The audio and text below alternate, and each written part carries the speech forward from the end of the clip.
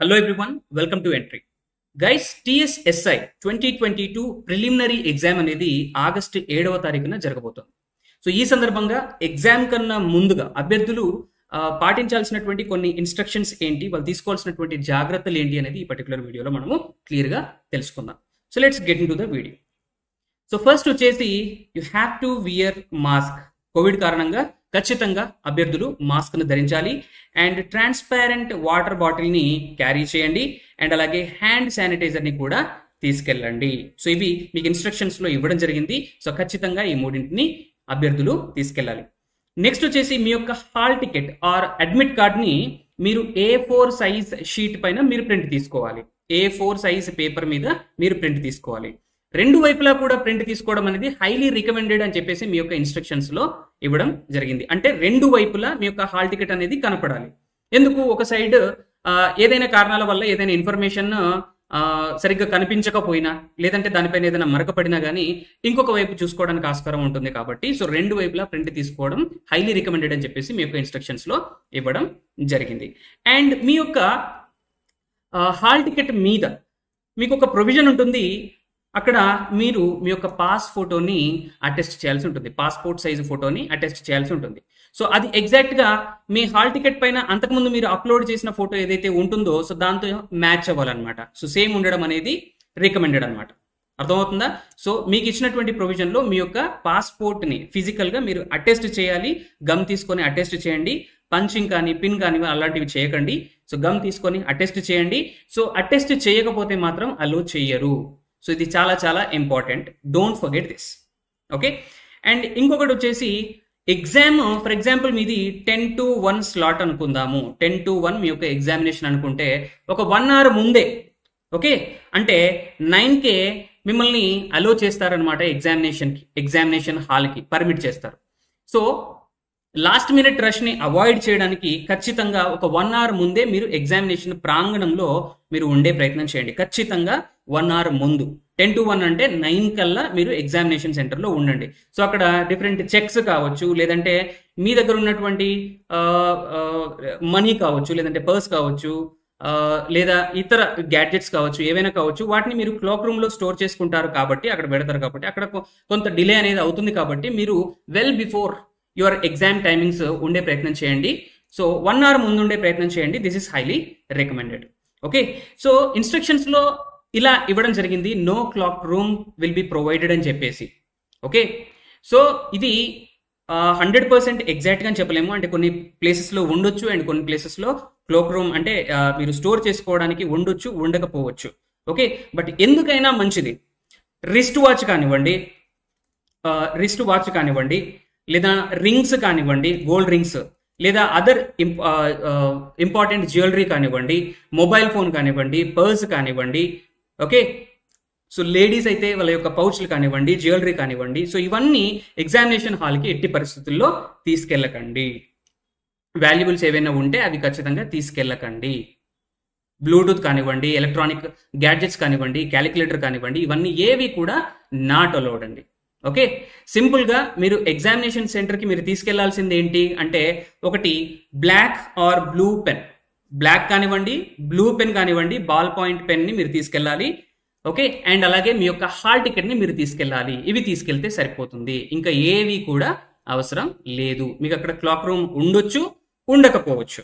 So అప్పుడు అవన్నీ కూడా మీరు ఆ ఎగ్జామ్ టైంలో ఎక్కడ పెట్టాలో మీకు తోచదు కాబట్టి సో మళ్ళీ ఎగ్జామ్ టైంలో మీకు ఇబ్బంది ఎదుర్కోవాల్సి వస్తుంది. కాబట్టి సో ఇంపార్టెంట్ థింగ్స్ ఏవి, వాల్యుబుల్ థింగ్స్ ఏవి కూడా ఎగ్జామినేషన్ సెంటర్కి తీసుకెళ్ళకండి. అండ్ నెక్స్ట్ వచ్చేసి బయోమెట్రిక్స్ మీవి తీసుకుంటారనమాట. సో ఎగ్జామినేషన్ సెంటర్కి మీరు వెళ్ళిన తర్వాత మీ యొక్క ఫోటో తీసుకుంటారు. ఓకే. డిజిటల్ కాపీ తీసుకుంటారు. అండ్ అలాగే మీ యొక్క థంబ్ ఇంప్రెషన్ కూడా తీసుకుంటారు. ఓకే. థంబ్ ఇంప్రెషన్ కూడా తీసుకుంటారు. కాబట్టి సో ఈ ఫింగర్స్కి మైదా కానివ్వండి, మెహందీ కానివ్వండి, అలాంటివి ఏవి పెట్టకూడదు. ఎందుకంటే మీరు అలా పెట్టినప్పుడు ఏమవుతుంది, మీ యొక్క ఫింగర్ ప్రింట్ని తీసుకునేటప్పుడు ఫింగర్ ప్రింట్ని ఎగ్జాక్ట్గా స్కాన్ చేయలేదన్నమాట. ఓకే. ఎగ్జాక్ట్గా రీడ్ చేయలేదు మెషిన్ అనేది. సో ఈ మైదా కానివ్వండి, ఈ మెహందీ కానివ్వండి, అదర్ ఇంకేవైనా టాటూస్ కానివ్వండి, ఇలాంటివి వేసుకోవడం వల్ల సో దాని యొక్క రీడింగ్ అనేది దెబ్బతింటుంది. కాబట్టి so that is not acceptable అనమాట. సో మెహందీ కానివ్వండి, లేదా ఈ మైదా కానివ్వండి ఇలాంటివి అయితే అస్సలు పెట్టకూడదు. So this is one important thing guys. And very important thing ఏంటంటే దీనికి నెగిటివ్ మార్కింగ్ అనేది ఉంది. ఓవరాల్గా మీకు క్వశ్చన్ పేపర్ అనేది 200 క్వశ్చన్స్ 200 మార్క్స్ గాను ఉంటుంది. సో దీంట్లో నెగిటివ్ మార్కింగ్ అనేది ఉంది. అంటే ప్రతి రాంగ్ ఆన్సర్కి 0.2 మార్క్స్ అంటే 20% మార్క్స్ అనేవి మీరు నష్టపోతారు ప్రతి రాంగ్ ఆన్సర్కి. సో దీన్ని దృష్టిలో ఉంచుకొని కేర్ఫుల్గా మీరు అటెంప్ట్ చేయండి క్వశ్చన్స్. ఓకే, సో మీకు బేసిక్గా ఐడియా ఉండే ఉంటుంది. మీకు ఒక క్వశ్చన్ బుక్లెట్ అనేది మీకు ఇవ్వడం జరుగుతుంది. ఫస్ట్ మీరు ఏం చేయండి అని అంటే ఆ క్వశ్చన్ పేపర్ మొత్తము చూడండి. 200 క్వశ్చన్స్ ఉన్నాయా లేదా, 200 క్వశ్చన్స్ కూడా ఉన్నాయా లేవా, మధ్యలో ఏమైనా పేపర్స్ మిస్ అయ్యాయా అనేది ఫస్ట్ థింగ్ మీరు చూడండి.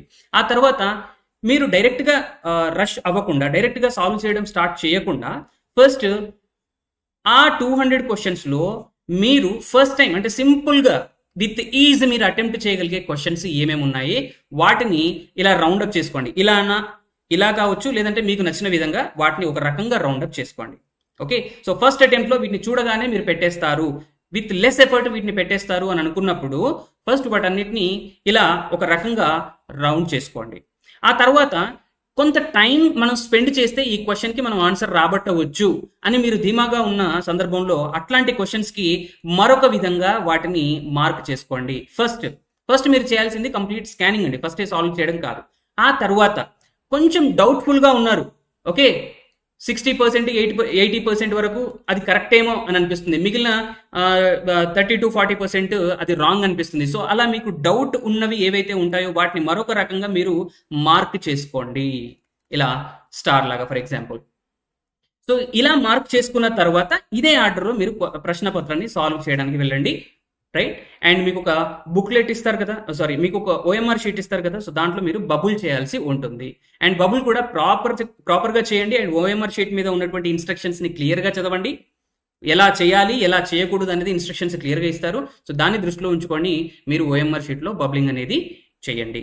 అండ్ గైస్ ఇలా మీరు దీన్ని సపరేట్ చేశారు కదా, ఇలా సపరేట్ చేసిన తర్వాత ఫస్ట్ మీరు ఈ రౌండ్ చేసినటువంటి క్వశ్చన్స్ అన్నిటిని కూడా సాల్వ్ చేయండి. ఓకే, అండ్ దాని తర్వాత ఇలా స్క్వేర్ చేశారు కదా, సో వాటన్నిటిని తర్వాత లెవెల్లో సాల్వ్ చేయండి. ఆ తర్వాత మీరు డౌట్ఫుల్గా ఉన్నటువంటి క్వశ్చన్స్కి వెళ్ళండి.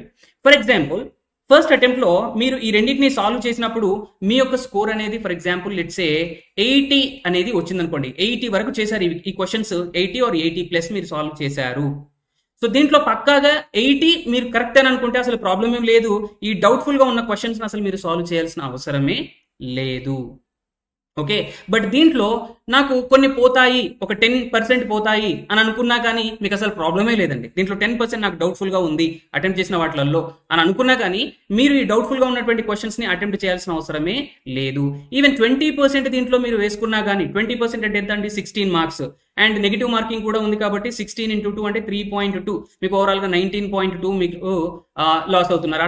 అట్లా అనుకున్నా కానీ మీరు 60+ మార్క్స్ అనేవి మీరు స్కోర్ చేస్తున్నారు. కాబట్టి సో ఈ స్కోర్ అంటే ఈ రేంజ్లో 80 or 80+లో పక్కాగా ఈ 2 లెవెల్స్ ఆఫ్ క్వశ్చన్స్ని మీరు సాల్వ్ చేస్తున్నప్పుడు మళ్ళీ మీరు డౌట్ పడాల్సిన అవసరం లేదు. అసలు డౌట్ఫుల్గా ఉన్నటువంటి క్వశ్చన్స్ని మీరు సాల్వ్ చేయాల్సిన అవసరమే లేదు. 80 కానివ్వండి 80+ కానివ్వండి, సింపుల్గా ఈ 2 లెవెల్స్ని మీరు చెక్ చేసుకొని వాటినే పెట్టేసి రండి.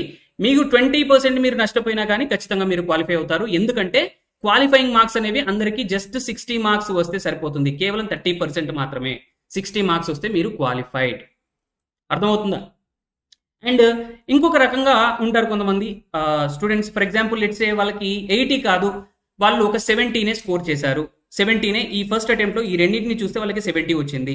సో దాంట్లో ఒక 10% పోతుంది ఒకవేళ, అంటే ఖచ్చితంగా మీరు 70 అటెంప్ట్ చేశారు, 70 పక్కాగా ఈ 2 పెట్టారు అని అనుకున్నా కానీ దాంట్లో కొన్ని మిస్టేక్స్ ఖచ్చితంగా జరుగుతాయి.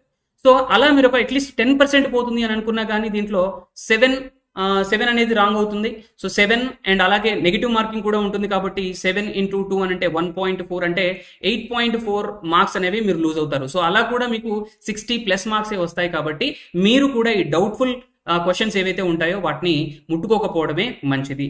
70 అటెంప్ట్ చేశాను, ప్రాబబిలిటీ తక్కువ ఉంది, ఈ అటెంప్ట్ చేసిన వాటిలో కూడా నాకు పర్ఫెక్ట్గా లేను, ఒక 20% నాకు డౌట్ ఉంది అని అనుకున్నప్పుడే మీరు ఈ డౌట్ఫుల్గా ఉన్నటువంటి క్వశ్చన్స్ వైపు వెళ్ళాలి. నేను చెప్తాను ఎలాగో.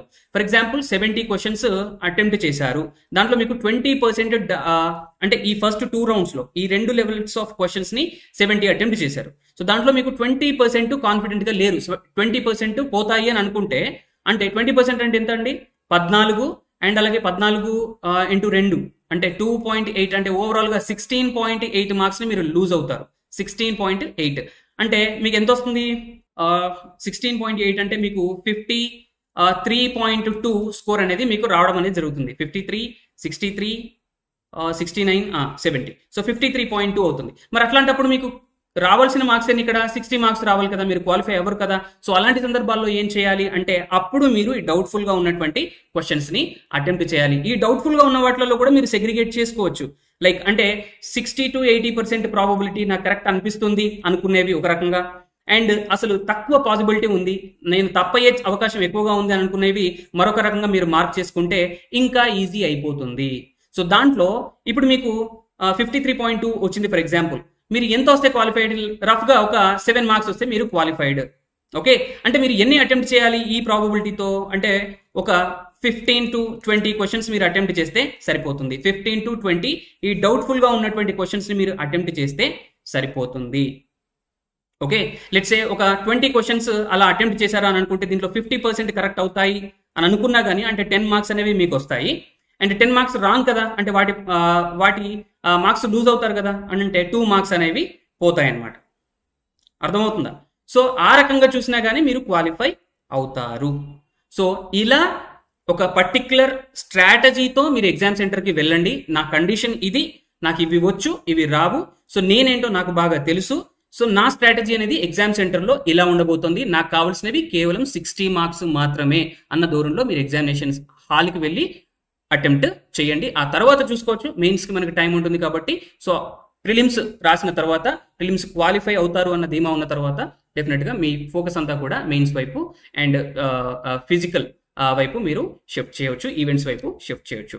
So this is what I want to convey through this video guys. Hope this was helpful. So if helpful, వీడియోని ఒక లైక్ చేయడం మాత్రం మర్చిపోద్దు. And don't forget to subscribe to the channel and click on the bell button right next to it to never miss an update from us. So meet you with another useful video guys. Thank you. Have a nice day.